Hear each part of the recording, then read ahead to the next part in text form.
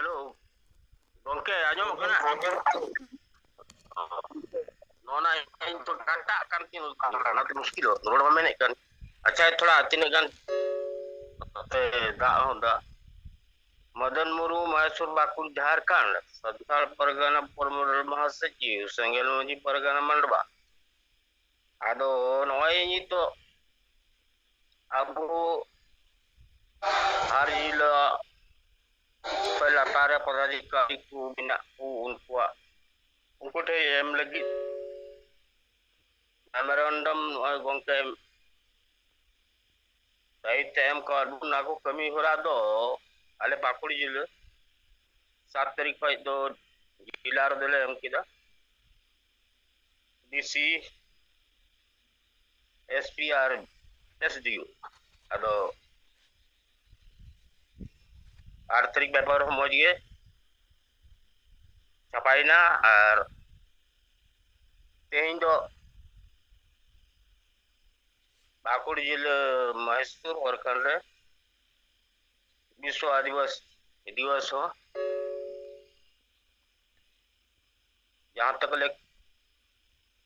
Programme किदा ना हम न पाएंगे उनारे दो जस्ती बार हा सोलोसल कार्यकर्ता दो ले सेरना और मीडिया को ना से व्यवहार पत्रकार को हम होई ना लगा पावना रे दो नेलो बा तेल का छपा करना तो ये के gongke itu ni ror kita no kata kante mani ke kato te no ni sekoi Madan Murmu Mysore बाकू झारखंड मैसूर सेंगल वीडियो मा gongke tekin sungai jawabkan single johar ini gan anjom le no de mi dor kata kana ado ma johar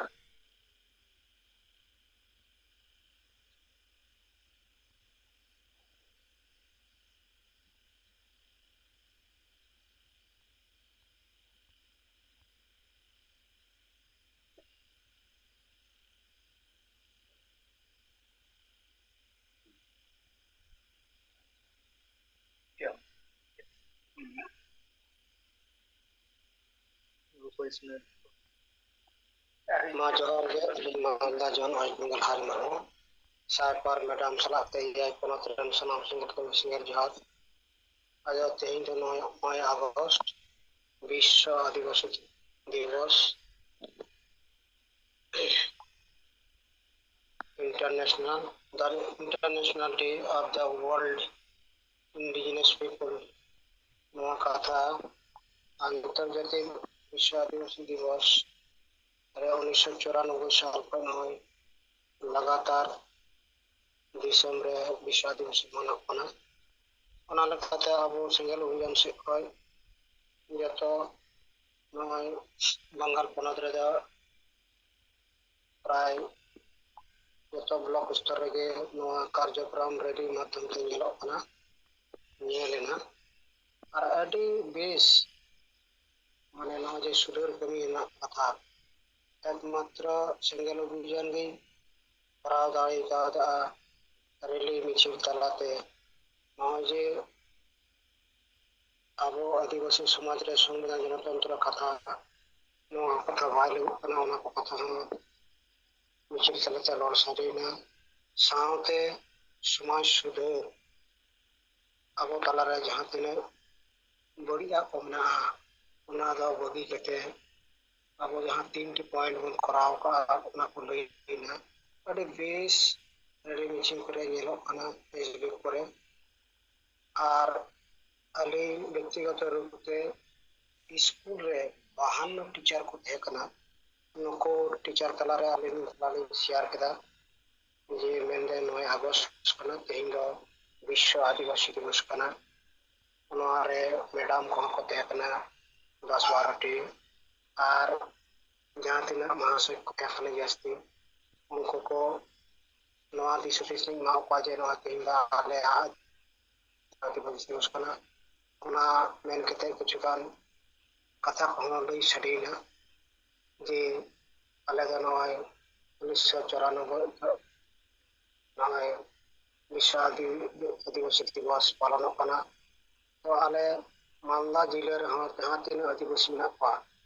नुकु को जागृत लगित सचेतन विश्व आदिवासी दिवस जगह जगह रे जतो पाहटा से खय नवा कार्यक्रम चला को कना और ओना लकते थोड़ा हमको चॉकलेट लिंग जम चुके को अदो उनका तलाते अभी बेस उनको को माने सरहा लेका बेस अपनार लेका नोकना उनको मनोभाव बुझियोना अदो ये साथे नजे वो विश्व आदिवासी भाषा संस्कृति नवा को जनसंख्या को धीरे धीरे ते नवा आज चला कान थेना उनारन तेगे नवा जाते आबो जागवार कते आबो पे जुमित तड़े देखा कते आबो संवादनिक यहाँ ते ना राजको ना को शेयर कोना ओनाते आबो थे नवा चर्चा होय लन खाय दिसुम हर थे नवा बिचिर घोषणा खाय अडी दिन दो अपन को यहाँ ते आतो समाज करे यहाँ पे के 30 जून सिद्धू कानू हुल महा हुल दिवस निये को हुई कांतना आर भाषा जितकर किंतु नितो दो विश्व आदिवासी दिवस भारत जगत के इंटरनेशनल गोटा के विश्व विश्व आदिवासी दिवस मना बता कना और ना मैसेज एडिशनली चला कना आदो दिकु कुसी को नोरना रस्कर मत बाय नेलो करना किंतु आले बंगाल पोनत रे दो नय टीएमसी ममता एनर्जी नय अबोर यहाँ तीन आदिवासी कमिटी को मेना पा से पार्टी रे जुड़ी से मेना पा नुको को होते रे प्राय ब्लॉक स्तर रे नो कार्यक्रम हुई कना अदो नोआ ते हो अडी मारा मैसेज चला कना अब आदिवासी तलारे आतो आतरा नोआ जी अडी दिन धबी नोआरना चिंता धारा बाबू बड़ाई कान थेना जे विश्व आदिवासी दिवस मनाव लंखाय आबो तलारे जहां तीन मिटे जनसंख्या ना व्यापार मेना आबो टे सचेतन ना अभाव मेना नोआ को लई कते आबोरन हर को जागृत करा और आबोरन हमा प्रोग्राम रे मा माने जगह जगह रे मा फुटबॉल को एरी श्री तो दो कारिया तो फेसबुक पे नेल कदा झाड़ विशेष करते झारखंड को विशेष को मुंडा गोष्ठी रे नको साठी जागरूक सला ना का पालन कदा आर्मी टे फेसबुक रे नेल कदा जे नय जे मिटे महिला अडी बेश लईदा जे नको कांग्रेस तारपरे बीजेपी झारखंड पोनत रे नको गठबंधन कते झारखंड पोनत रे सरना दरम पाकुर लगुइदा बरंच विदेशी नय क्रिश्चियन धर्म को लगु का आर ओना लगि तिगे आर आबोरेन अब आदिवासी सरना धरम नवा जे बाई को कलम कना ओना लगि ता बाको रड़दा नखो आदि बेस समालोचना लगाते बड़ा नियम ना से निर्भर सड़ी जाए अदा नंका नंका ते अब उठे ना जे दिन हिले सिंगल अभियान तलते अब मध्य रे चला पान ओदा एटी मरांग अब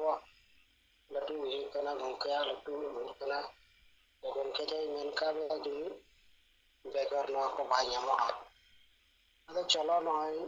अटी बेस कन भरा थेना होइना ओंका लकाते अरे टाटा से पतन का धरागे और नवा जे रिली छिल तलाते नवा होई कान एटा को ओंका बाको करा दड़ई का नवा दे जे फराक दा ठीक गया ये को बार कथा में तो नीचे था दोहराते सुनाम को जोहार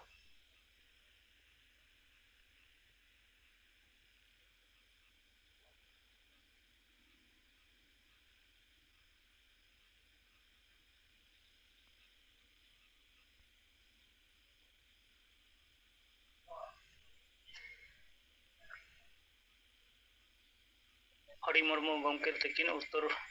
बंगो क्षेत्र रिपोर्ट किन लई सदर किया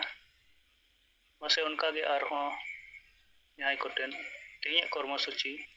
ᱟᱨ ᱵᱟᱝ ᱫᱚ ᱱᱚᱜᱼᱚᱭ ᱡᱟᱦᱟᱸ 10 ᱯᱚᱭᱮন্ᱴ ᱨᱮᱱᱟᱜ ᱥᱟᱨᱚᱜᱽᱞᱤᱯᱤ ᱵᱤᱵᱷᱤᱱᱱᱚ ᱯᱨᱚᱥᱟᱥᱚᱱᱤক ᱫᱚᱯᱛᱚᱨ ᱠᱚᱨᱮ ᱵᱚ ᱡᱚᱢᱟᱭᱮᱜᱼᱟ ᱱᱚᱣᱟ ᱠᱚᱨᱮᱱᱟᱜ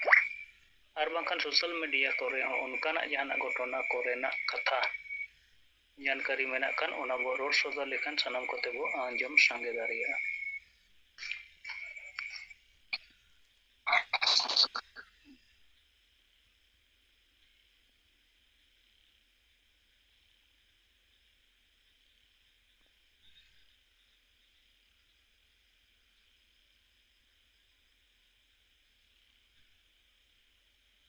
ᱥᱮᱢ ᱡᱟᱦᱟᱱᱟᱜ ᱨᱮᱦᱚᱸ ᱵᱚᱞᱮ ᱮᱱᱦᱚᱸ ᱤᱧ ᱥᱟᱞᱟᱜ ᱫᱚ ᱵᱟᱢ ᱧᱟᱯᱟᱢᱟ ᱵᱟᱝ?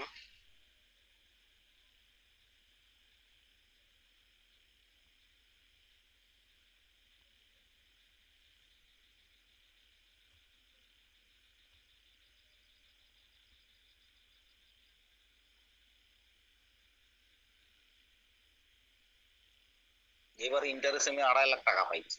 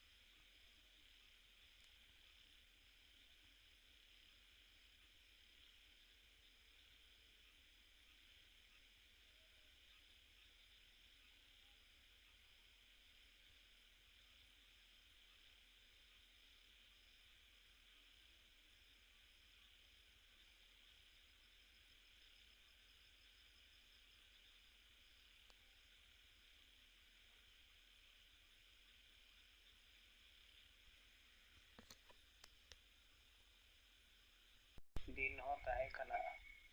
विश्व आदिवासी दिवस को मनाव किया जगह जगह रे अवश्य सेंगल सेट को नबो मनाव किया अगर नोआ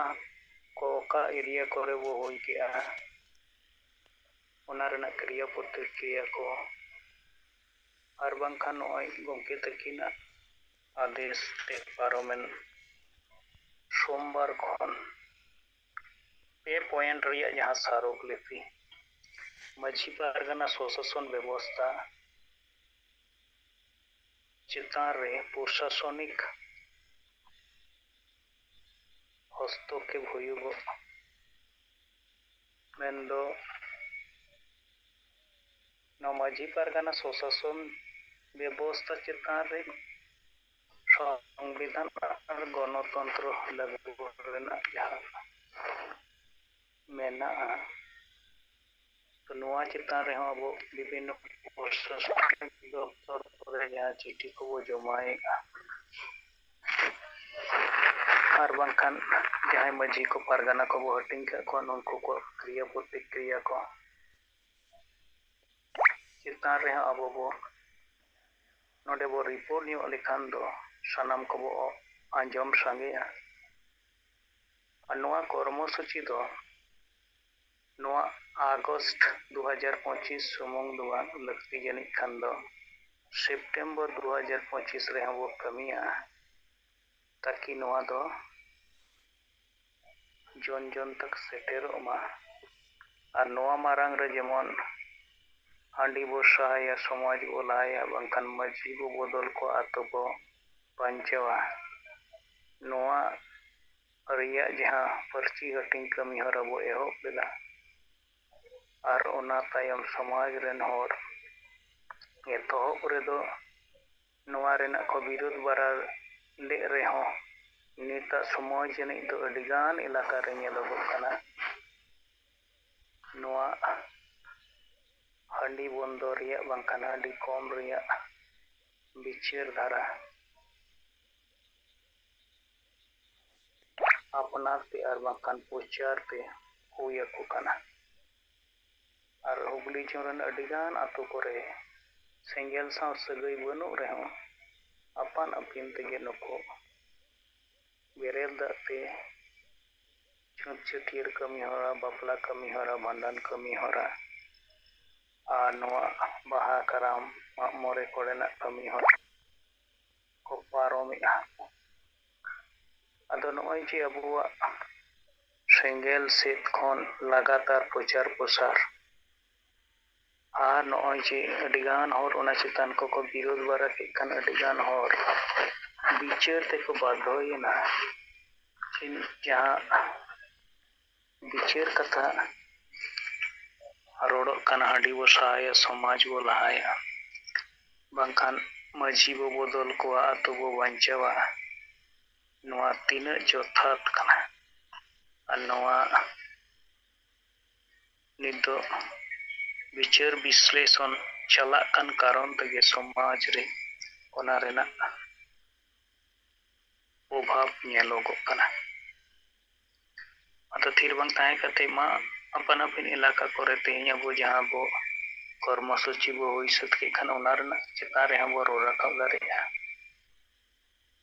ᱪᱮᱫᱟᱜ ᱥᱮ ᱵᱚ ᱵᱟᱰᱟᱭᱟ ᱡᱮ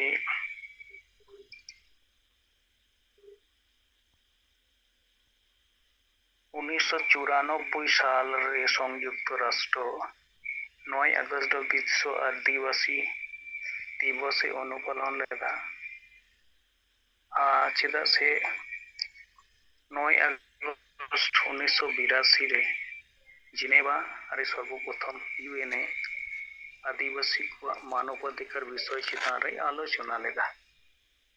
ओना तायम 13 सितंबर 2007 रे यूएनए आदिवासी घोषणा पत्र होय जारी लेदा दुनिया रे प्राय 7,000 कान भाषा खन केवल 40% भाषा चाबा रेना अवस्था रे मेना और ओना मध्य खन सर्वाधिक तो आदिवासी भाषा अद ओना रेना संरक्षण लगी तेगे यूएनए आदिवासी भाषा दशक 2022 को नेतो कते 2032 नोय घोषणा लेदा 9 अगस्त दिसम रेन प्राय दिसम रे प्राय 90 टीगान दिसम रे 47 कोटी आदिवासी अर्बन इंडिजिनस पीपल जन्म माह लेका को मनावे कना मेन गनोआ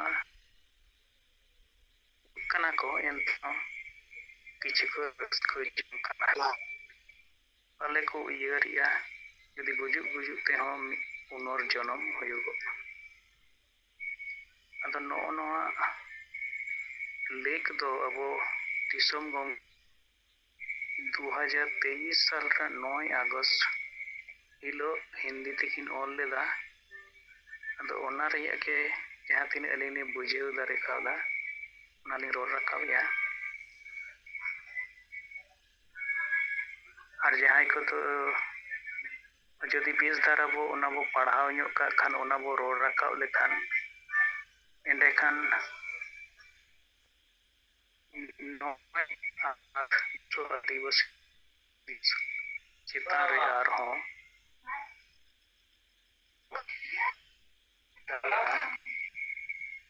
नीता परिस्थिति ओका लेखा आदिवासी को मेना अदाले बो थीर को मा मसे अडी संगे लीडर बो जॉइन कना तो नित ऑक्टो मेना गया बिचार बो दोहो लेखान दा संगे हरते बो आंजम दारिया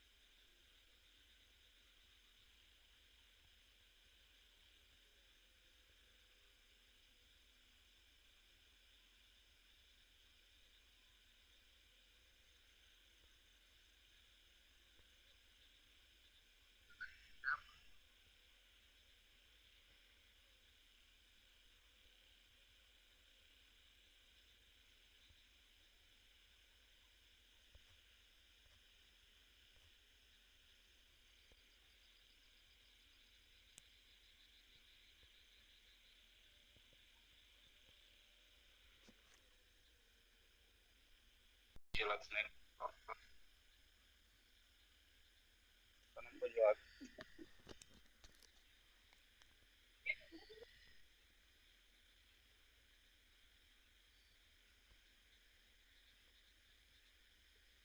ᱥᱟᱱᱟᱢ ᱠᱚ ᱡᱚᱦᱟᱨ বেঙ্গল পনেরো হুগলি জেলা ধনেখালি ব্লক ফ্যামিলি কাটেক ট্রাইবাল অ্যাসোসিয়েশন লেখালিং ᱠᱟᱹᱢᱤ ᱠᱟᱱ ᱟᱹᱫᱤᱵᱟᱹᱥᱤ ᱥᱮᱸᱜᱮᱞ ᱚᱵᱷᱤᱡᱟᱱᱟᱜ ᱠᱚᱨᱢᱚᱥᱩᱪᱤ ᱱᱤᱛ ᱫᱷᱟᱹᱨᱤᱡ ᱡᱟᱦᱟᱸ ᱛᱤᱱᱟᱹᱜ ᱠᱚ ᱠᱟᱹᱢᱤ ᱠᱟᱱᱟ ᱱᱚᱣᱟᱨᱮ ᱟᱹᱫᱤᱵᱟᱹᱥᱤ ᱥᱮᱸᱜᱮᱞ ᱚᱵᱷᱤᱡᱟᱱ ᱥᱟᱹᱨᱤᱜᱮ ᱱᱟᱣᱟ ᱢᱤᱫᱴᱮᱱ ᱫᱤᱥᱟᱭ ᱩᱫᱩᱜ ᱟᱠᱟᱫᱟᱭ ᱡᱟᱦᱟᱸᱛᱮ ᱟᱹᱫᱤᱵᱟᱹᱥᱤ ᱵᱚ ᱵᱟᱧᱪᱟᱣ ᱫᱟᱲᱮᱭᱟᱜᱼᱟ ᱱᱚᱣᱟᱨᱮ ᱧᱮᱞ ᱧᱟᱢᱚᱜ ᱠᱟᱱᱟ ᱟᱹᱫᱤᱵᱟᱹᱥᱤ ᱠᱚ ᱩᱱᱟᱹᱜ ᱰᱷᱮᱨ ᱵᱟᱠᱚ ᱡᱚᱲᱟᱣ ᱟᱠᱟᱱ ᱨᱮᱦᱚᱸ ᱢᱮᱱᱠᱷᱟᱱ ᱱᱚᱣᱟ ᱫᱚ ᱟᱹᱰᱤᱜᱟᱱ ᱟᱹᱫᱤᱵᱟᱹᱥᱤ ᱥᱚᱢᱟᱡᱽ ᱨᱮᱜᱮ ᱱᱚᱣᱟ ᱵᱟর্তা ᱥᱮᱱ ᱟᱠᱟᱱᱟ ᱡᱮ ᱥᱟᱹᱨᱤᱜᱮ ᱥᱮᱸᱜᱮᱞ ᱚᱵᱷᱤᱡᱟᱱᱟᱜ ᱵᱤᱪᱟᱹᱨ ᱫᱚ ᱚᱠᱟ ᱠᱟᱱᱟ ᱟᱨ ᱥᱟᱹᱨᱤᱜᱮ ᱥᱮᱸᱜᱮᱞ ᱚᱵᱷᱤᱡᱟᱱᱟᱜ ᱡᱟᱦᱟᱸ ᱵᱤᱪᱟᱹᱨ ᱱᱚᱣᱟ ᱵᱤᱪᱟᱹᱨ ᱛᱮᱜᱮ ᱟᱹᱫᱤᱵᱟᱹᱥᱤ ᱵᱚ ᱵᱟᱧᱪᱟᱣ ᱫᱟᱲᱮᱭᱟᱜ ᱚᱱᱟ ᱢᱮᱱᱛᱮᱜᱮ ᱥᱟᱱᱛᱟᱲ ᱥᱮ ᱟᱹᱫᱤᱵᱟᱹᱥᱤ ᱡᱟᱦᱟᱸ ᱛᱤᱱᱟᱹᱜ ᱢᱮᱱᱟᱜ ᱠᱚᱣᱟ ᱱᱤᱛ ᱦᱚᱸ ᱦᱚᱭᱛᱚ ᱥᱚᱢᱚᱭ ᱚᱯᱮক্ষᱟ ᱨᱮ ᱢᱮᱱᱟᱜ ᱠᱚᱣᱟ ᱡᱮ ᱪᱮᱫ ᱞᱮᱠᱟᱛᱮ ᱱᱩᱭ ᱥᱮᱸᱜᱮᱞ ᱥᱟᱶ ᱵᱚ ᱡᱩᱲᱟᱜᱼᱟ ᱢᱮᱱᱠᱷᱟᱱ ᱠᱚᱢ ᱵᱮᱥᱤ ᱱᱤᱛ ᱫᱚᱠᱚ ᱥᱟᱯᱳর্ᱴ ᱮᱫᱟ ᱡᱟᱦᱟᱸ ᱫᱚ ᱵᱮᱨᱮᱞ ᱫᱟᱜ ᱛᱮ ᱠᱟᱹᱢᱤ ᱛᱟᱞᱟᱛᱮ ᱦᱳᱠ ᱥᱮ ᱵᱮᱨᱮᱞ ᱫᱟᱜ ᱠᱚᱨᱢᱚᱥᱩᱪᱤ ᱨᱮ ᱟᱹᱰᱤᱜᱟᱱ ᱥᱟᱱᱛᱟᱲ ᱥᱮ ᱟᱹᱫᱤᱵᱟᱹᱥᱤ ᱠᱚᱣᱟᱜ ᱱᱚᱣᱟ ᱤᱫᱤ ᱠᱟᱛᱮ ᱵᱟᱹᱲᱤᱡ ᱠᱚᱢᱟন্ড ᱠᱚ ᱵᱟᱠᱚ ᱠᱚᱢᱟন্ড তার মানে প্রত্যক্ষ বাং রেহᱚᱸ পরোক্ষ ভাবে उनको नवा विचार को एक्सेप्ट करा सेंगेल को एक्सेप्ट कर दिया अभी जीवेद बुंगा विचार को एक्सेप्ट केदा आदो नवा आरो ढेर नवा आतो टोला रे अबो प्रचार लगाव बोना सरी के नवा विचार सेंगेला विचार तला तेगे आदिवासी बो जुमिद दारे अकोआ और नवा जुमिद दारे तेगे दिसम जाकात आदिवासी बो बंचा दा और जहां विषय चिकन ᱞᱟᱹᱭ ᱩᱭᱦᱟᱹᱨ ᱟᱠᱟᱫᱟ ᱡᱟᱦᱟᱸ ᱫᱚ ᱱᱤᱛ ᱵᱤᱦᱟᱨ ᱨᱮᱱᱟᱜ ᱨᱟᱡᱽᱱᱤᱛᱤ ᱟᱹᱰᱤᱜᱟᱱ ᱡᱟᱭᱜᱟ ᱠᱷᱚᱱ ᱵᱩᱡᱷᱟᱹᱜ ᱠᱟᱱᱟ ᱟᱹᱰᱤ ᱨᱚᱠᱚᱢ ᱨᱟᱡᱽᱱᱤᱛᱤ ᱫᱚᱞ ᱟᱹᱰᱤ ᱨᱚᱠᱚᱢ ᱠᱟᱹᱢᱤ ᱦᱚᱨᱟ ᱠᱚ ᱠᱟᱹᱢᱤ ᱠᱟᱱᱟ ᱚᱱᱠᱟᱜᱮ ᱳᱭᱮᱥᱴ ᱵᱮᱝᱜᱚᱞ ᱨᱮ ᱨᱟᱡᱽᱱᱤᱛᱤ ᱱᱤᱛ ᱪᱟᱞᱟᱜ ᱠᱟᱱᱟ ᱟᱹᱰᱤ ᱨᱚᱠᱚᱢ ᱟᱫᱚ ᱱᱤᱭᱟᱹ ᱛᱟᱞᱟᱨᱮ ᱱᱤᱛᱚᱜ ᱠᱷᱩᱵ ᱪᱚᱨᱪᱟ ᱨᱮ ᱢᱮᱱᱟᱜᱼᱟ SIR ᱡᱟᱦᱟᱸ বিষয় বিহারে তো আদিগান ভোটার লিস্ট को পরিচয় দিলে আদᱚ ᱱᱚᱣᱟ ᱨᱮ আদিবাসী ᱠᱚᱣᱟᱜ ᱡᱟᱦᱟᱸ ভোটার লিস্ট चाहे वेस्ट बंगाल हुई और बिहार हुई से जहाँ झारखंड पनत रे से उड़ीसा रे नोआ भोटार लिस्ट रे आदिवासी को किंतु नो ए बुझो ना दाड़े बनो नॉय जेमन SIR ना जहाँ कर्मसूची नित आले वेस्ट बंगाल रे चला कना नोआ रे नेल नामक कना दिक्कु को अर्थात आदिवासी छाड़ा जहाँ तीना जाति मेना कोआ नुंकु आको ओना लिस्ट को ठीक ठाक इदा जे आले ᱧᱩᱛᱩᱢ को ठीक ठाक मेना अतो से बनुआ चेक रे चिके कना बनुआ जते को चो को कमी कना एनकन अबो संतार को से आदिवासी को किंतु ओना विचार के नित दरी बनुआ इन जदि नोआ इन नेला आदिवासी टोला रे आलोचना के बनु संतार टोला रे नोआ बुझो ना कमी के बनुआ जो भोट लिस्ट रे अडिगान नितुम किंतु हयतो ठीक ठाक जदि बाको भूल भंती तहाना ताहले को बाद गुना से नोंकाना कमी हुरा से नोआ को इदी कते गालमारा गुरु को बाई नुंकु मुसलमान सेनी हर से नुंकु दिकु सेनी हिंदू सेनी हर दो नुंकु ऑलरेडी नोआ इदी कते आको आतो आतो नोआ सर्वे दाको आको तलारे समाज तलारे जे पचे मी बार हर ᱧᱩᱛᱩᱢ ᱡᱮᱱᱚ आलो ओडोंगमा से आलो को बादमा अदो नोआ लेना उद्देश्य पे निया के इया जे आबो आदिवासी सेंगेल अभियान के जत्तो कमी रेको कमी काना नोआ रेहो आबो कमी लक्तिया खासकर सेंगेल सेना जहां तन आबो मेना बना आबो जहां आतो करे के आबो बो बोलोना नोडे उनको तला गलमराव बो एहब मा जे आको भोट लिस्ट रे nyutum को ठीक मेना आसे बन ना को कटी को खोज तलाश मा ओना जहाँ पद्धति को अब वो बाडाई का गया निर्वाचन कमीशन जहाँ वेबसाइट रे सेन कते ओना डाउनलोड कते उनको nyutum को मेना आसे बनु आबोरन गिद्रा नोआ पहिलो को सेणाय मा और उनको आतो रे को स्टैंड लिंक खान ओना आतो रे तिना दा आबोरन संतान भोटार मेना को nyutum मेना आसे बांग ओना को कटी को रोहर रकाब मा मेन दो सचेतनता को दोहय मा जते करे अधिगान क्षेत्रे तेहेन जदि संतार भोटार अधिकार गे जदि बादोआ ताहले भविष्यत रे मा अब अभी मुश्किल रे ऑलरेडी को जुरू काना आरो को जुरू इया आशंका नोआ काना जे आदिवासी मा नोआ सब चर्चा रे बनुया उनी दो हाने हांडी बंचाव रे मेनाया नुको आसेका वाला से नुको मजी परगाना मोहल वाला से राइटर एसोसिएशन से आइमा अधिगान दुकान चला काना संतार आदिवासी nyutum ते सोशल एक्टिविटी को प्रयोग करते को कमी करना नुको दो जो तो फेक एसटी वाला लिखा ना फेक एसटी इदी करते जहां को लड़ाई दा जेमन फेक संगठन तको बाकी जहां तिना आदिवासी संगठन को बिरे एकादा जतो फेक गया कोनो कमी रे बाय लगा आको ने शर्मा पर मिच्छत को दुरुआ और मांग मांग को लेक्चरा और ओरा रे दुरु करते को फुटनी तो नोआ बाको बडाया जे तेन आमा समाज रे तीन मांग मक्कन समस्या है एकाना समस्या मिना और नोआ समस्या खन उडोंग लगतिया और उडोंग करते गेले जुमित लगतिया और नोंको के बाको जुमित चो होमकन चाहे आसेका हमले चाहे ओय जेमन आसेका मोरे गोटे राजरे मिना मोरे गोटे धर्म में पंजाय मिटेन आसेका लेदा सारी धर्म में खाना मिटेन आसेका लेदा सन्ना मिट दो आरो चे nyutum ते चो नुका मोरे गोटे संगठन को बिरे एकादा नुका मजी परगना मो मोरे गोटे का मिना को नोआ बेंगल को लेया नुकु मजी परगना किछु सरी धर्म नोआ बेंगल रे आबार मजी परगना मिना को नुकु आबार आदिवासी धर्म को ले आबार नोआ माने वेस्ट बेंगल रे मजी परगना मोहल रे किछु नेता आर को ले आले तो सन्ना धर्म माने नोडे के बुझो मा को नुकु तीन मारंग हर समाज को धोखाबाजी मेनखान अब जीवेद बंगा में लाहा को नित है nyutum निये तो बाबू ने मा nyutum तो चेम चिके अब मेटे धर्म कोड लगा ओनाते अब वो सपोर्ट करता सन्ना धर्म जहां तो उन 11 ना सेंसस रे अधिगान हर को ऑल कदा प्राय 50 लाख किताब ओना कारण ते सन्ना बोल लेदा अनि नेल नेमो कना बारिया राज्य खन सन्ना धर्म को अनुशंसा करते केंद्र को विजा नोआ होइना संभव ना जस्ती मेरा कंटन उकुर ओना जनो आक्रोश जनो आंदोलन नित गरी मेटेन होन को संगठन खन मेटेन आवाज बाय रखाबे माने आश्चर्य अब जेति कना वो नंको संगठन को बिरे एकादा जहां दुकान को बिरे एका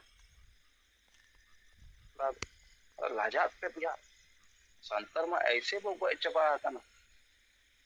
नोआ आइदे कते उयोर मते असले जहां लीडरशिप का को कमी कना बा नंको तो पूरा बुका संतर कना नंका लाइ रे इलो कते शिक्षा ना जे बाम न्यामा उनको खाली ना भूल भाल तुक्तोते के को कमी कना नीच को कमी कना ओनाते हांडी बंचाव रे तो दमे को भो बड़ा किदा हांडी को बंचाव अरे आमा वोटर कार्ड हो बाम बंचा कना नित दो अनि दरम आ का गया आमा जहां अधिकार वोटर अधिकारी उना नित दो बांग बंचा तमा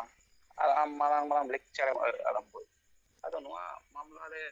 अबो गो बुझो काते वो जनता वो मेन दारे को जे प्रत्येक आतो रे के आबोलेन संतार भोतारा nyutum जना ठीक ठाक को ऑल मा जहां भूल भ्रांति को मिना ठीक मा को ओना मांगखान दो मुश्किल रे को निरुआ संता अदो नोका बुझो कना जे संता तो स्वाभाविक ऐसे ही तो ᱠᱚ ᱠᱤᱪᱷᱩ ᱥᱟᱱᱛᱟᱲ ᱠᱚ ᱵᱩᱡᱷᱟᱹᱣ ᱜᱮᱭᱟ ᱟᱵᱚ ᱫᱚ ᱟᱞᱟᱫᱟ ᱨᱚᱠᱚᱢ ᱟᱵᱚᱣᱟᱜ ᱞᱚ ᱢᱮᱱᱟᱜᱼᱟ ᱱᱚᱝᱠᱟ ᱠᱚ ᱵᱩᱡᱷᱟᱹᱣ ᱠᱟᱫᱟ, ᱟᱭᱤᱱ ᱢᱮᱱᱟᱜᱼᱟ ᱟᱞᱟᱫᱟ, ᱢᱮᱱᱠᱷᱟᱱ ᱱᱚᱝᱠᱟ ᱫᱚ ᱵᱟᱝ ᱠᱟᱱᱟ᱾ ᱟᱢᱟᱜ ᱵᱷᱳᱴᱟধিᱠᱟᱨ ᱡᱩᱫᱤ ᱨᱮᱡᱚᱜᱼᱟ, ᱜᱟᱯᱟ ᱦᱤᱞᱳᱜ ᱟᱢ ᱟᱫᱚ ᱚᱱᱟ ᱯᱚᱨᱤᱡᱟᱭ ᱞᱮᱠᱟᱢ ᱦᱩᱭᱩᱜᱼᱟ᱾ ᱮᱴᱟᱜ ᱫᱤᱥᱚᱢ ᱨᱮᱠᱚ ᱫᱚᱦᱚ ᱠᱚᱣᱟ ᱯᱚᱨᱤᱡᱟᱭ, ᱚᱱᱠᱟ ᱚᱵᱚᱥᱛᱷᱟ ᱨᱮᱢ ᱦᱤᱡᱩᱜᱼᱟ, ᱚᱱᱟ ᱠᱷᱟᱸᱪᱟ ᱨᱮᱠᱚ ᱵᱚᱱᱫᱤ ᱠᱟᱢᱟ᱾ ᱟᱫᱚ ᱱᱚᱣᱟ ᱠᱷᱟᱸᱪᱟ ᱠᱷᱚᱱ ᱩᱰᱩᱝ করতে গেলে ᱡᱷᱚᱛᱚ ᱠᱤᱪᱷᱩ ᱡᱟᱦᱟᱸ ᱟᱵᱚᱣᱟᱜ ᱱᱤᱭᱚᱢ ᱠᱟᱨᱚᱱ ᱢᱮᱱᱟᱜᱼᱟ ᱵᱷᱟᱨᱚᱛ ᱚᱱᱟ ᱥᱤᱥᱴᱮᱢ ᱛᱮᱜᱮ ᱪᱟᱞᱟᱣ ᱦᱩᱭᱩᱜᱼᱟ᱾ ᱡᱟᱠ ᱟᱫᱚ ᱱᱤᱭᱟᱹᱜᱤᱧ ᱞᱟᱹᱭᱟ, ᱟᱵᱚ ᱡᱚᱛᱚ ᱦᱚᱲᱜᱮ ᱟᱛᱳ ᱟᱛᱳ ᱥᱟᱨᱵᱷᱮ ᱠᱟᱛᱮ ᱵᱚᱱ ᱧᱮᱞ ᱢᱟ ᱥᱟᱱᱛᱟᱲ ᱵᱷᱳᱴᱟᱨ কোনো রকম ᱟᱞᱚ ᱠᱚ ᱯᱩᱪᱩᱡᱚᱜ ᱢᱟ, ᱧᱩᱛᱩᱢ ᱠᱚ ᱟᱞᱚ ᱪᱮᱧᱡᱚᱜ ᱢᱟ। ᱡᱟᱦᱟᱸᱭ ᱜᱮ ᱱᱚᱝᱠᱟᱱ ᱯᱚᱨᱤᱥᱛᱷᱤᱛᱤ ᱠᱚ ᱦᱩᱭᱩᱜᱼᱟ, ᱟᱵᱚᱣᱟᱜ ᱥᱚᱝᱜᱚᱴᱷᱚᱱ ᱰᱤএᱢ ᱟᱨ ᱵᱤᱰᱤও ᱴᱷᱮᱱ ᱧᱚᱲ ᱧᱟᱯᱟᱢ ᱠᱟᱛᱮ ᱱᱚᱣᱟ ᱠᱚ ᱴᱷᱤᱠᱚᱜ ᱢᱟ, ᱡᱟᱛᱮ ᱟᱵᱚ একজুট থেকে একজুট কে সাথ ᱟᱵᱚ ᱱᱚᱣᱟ ᱵᱚ ᱠᱚᱨᱟᱣ ᱢᱟ। ᱠᱟᱨᱚᱱ ᱟᱹᱰᱤᱜᱟᱱ ᱟᱛᱳ ᱨᱮ ᱧᱮᱞ ᱧᱟᱢᱚᱜᱼᱟ ᱱᱤᱛ ᱫᱚ ᱥᱟᱱᱛᱟᱲᱟᱜ ᱧᱩᱛᱩᱢ ᱦᱚᱭᱛᱳ ᱠᱚ ᱵᱟᱫ ᱫᱟᱲᱮᱭᱟᱜᱼᱟ। ᱟᱫᱚ ᱱᱚᱣᱟ ᱩᱭᱦᱟᱹᱨ ᱠᱟᱛᱮ ᱟᱵᱚᱣᱟᱜ ᱱᱚᱣᱟ ᱟᱛᱳ ᱨᱮ ᱥᱮᱱ ᱠᱟᱛᱮ ᱱᱩᱠᱩ ᱵᱩᱡᱷᱟᱹᱣ ᱠᱚ ᱦᱩᱭᱩᱜᱼᱟ ᱡᱮ ᱥᱮᱸᱜᱮᱞ ᱯᱮ ᱵᱟᱯᱮ ᱜᱚᱲᱚᱣᱟᱭᱟ, ᱢᱮᱱᱠᱷᱟᱱ ᱥᱮᱸᱜᱮᱞ ᱫᱚ ᱟᱯᱮᱭᱟᱜ ᱩᱭᱦᱟᱹᱨᱮᱫ ᱜᱮᱭᱟ ᱠᱚ। ᱫᱮᱞᱟ ᱡᱟᱦᱟᱸᱭ ᱜᱮ ᱚᱥᱩᱵᱤᱫᱷᱟ ᱥᱩᱵᱤᱫᱷᱟ ᱯᱮ ᱵᱩᱡᱷᱟᱹᱣ ᱫᱟ, ᱛᱟᱦᱚᱞᱮ ᱥᱟᱶ ᱵᱤᱰᱤও ᱵᱚ ᱪᱟᱞᱟᱜ ᱢᱟ, ᱵᱤᱰᱤও ᱥᱮ ᱰᱤএᱢ ᱴᱷᱮᱱ ᱱᱚᱣᱟ ᱡᱩᱫᱤ ᱧᱩᱛᱩᱢ ᱠᱚ ᱵᱟᱠᱚ ᱴᱷᱤᱠ ᱴᱷᱟᱠ ᱢᱟ। ᱟᱫᱚ ᱱᱤᱭᱟᱹ ᱠᱟᱹᱢᱤ ᱟᱵᱚ ᱮᱦᱚᱵ ᱦᱩᱭᱩᱜᱼᱟ। ᱠᱟᱨᱚᱱ ᱱᱚᱣᱟ ᱵᱷᱳᱴᱟᱨ ᱡᱩᱫᱤ ᱚᱫᱷᱤᱠᱟর ᱜᱮ ᱨᱮᱡᱚᱜ ᱠᱷᱟᱱ ᱟᱢ ᱢᱟ ᱟᱹᱰᱤ ᱢᱩᱥᱠᱤᱞ ᱨᱮᱢ ᱯᱟᱲᱟᱜᱼᱟ, ᱯᱚᱨᱤᱥᱛᱷᱤᱛᱤ ᱱᱚᱝᱠᱟ ᱪᱟᱞᱟᱜᱼᱟ।